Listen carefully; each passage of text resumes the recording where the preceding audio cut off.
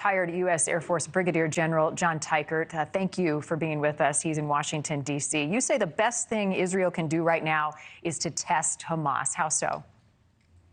Well, Marni, it's certainly the case right here that we are ending the fourth day of the agreed upon pause in fighting. But certainly now we see going forward that Israel does have an objective of destroying Hamas, but they also have an objective of securing the release of all those hostages. And the only way that Israel would have started this pause 4 days ago is if they feel that they have sufficiently isolated and neutralized Hamas such that they can't gain an advantage during this pause. And that's the same reason why an extended pause would be helpful to Israel. And ultimately, they should be the ones initiating the request for the pause and see if Hamas will ultimately follow through. Hamas is not the only group, however, holding some of these hostages. There are reports Palestinian Islamic Jihad may be holding up to 50 of the hostages. How difficult will it be to free those if it's not clear where they may be? Marni, it certainly is the case that releasing or securing the release of hostages is extremely difficult, not just because Hamas is untrustworthy, but because, as you said, there are other groups that are holding hostages, but they are in communication with one another. And if one feels that it is in their best interest to release hostages, then likely the other will as well. Let's talk about these attacks against U.S. forces. There were 4 on Thanksgiving Day against U.S. troops in Iraq and also Syria. What concerns you most about the frequency of the attacks that we're seeing in the Middle East? Marni, clearly our deterrent posture is not working. 73 attacks, 70 Americans injured, 1 American killed.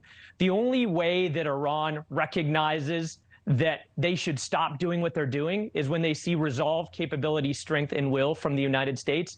And these pinprick attacks that we've been undertaking in response to these attacks against U.S. forces have certainly not been enough to stop the Iranian-supported groups. The Pentagon says deterrence measures have been successful. We have seen some casualties, though, as you mentioned. What are the options now for the U.S. to respond to Iran and others?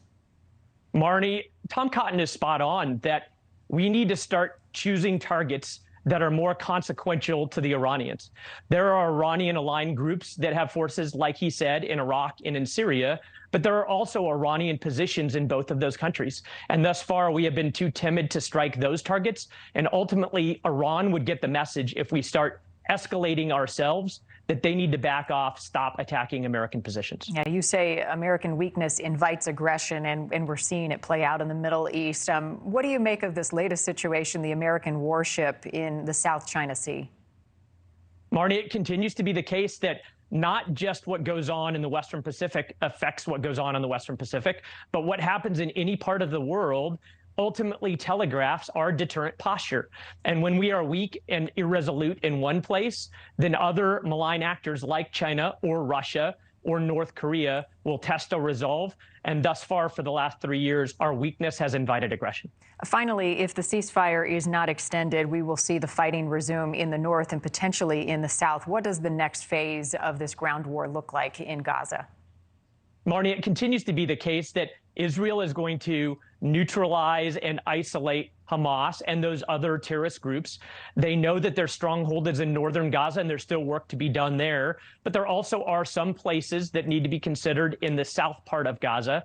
And then there's 2.3 million Palestinians that need to be cared for in the right way. And Israel needs to continue to fight against Hamas to destroy them to achieve that objective. But it's also in their best interest to find a way to end the war gracefully by caring for those Palestinians. And what that looks like, the future for not only the Israelis, but those living in Gaza, to be determined. Brigadier General John Teichert, as always, thank you. Thank you for watching. Go to newsnationnow.com to find News Nation on your television provider. And don't forget to click the red subscribe button below to get more of News Nation's fact-driven, unbiased coverage.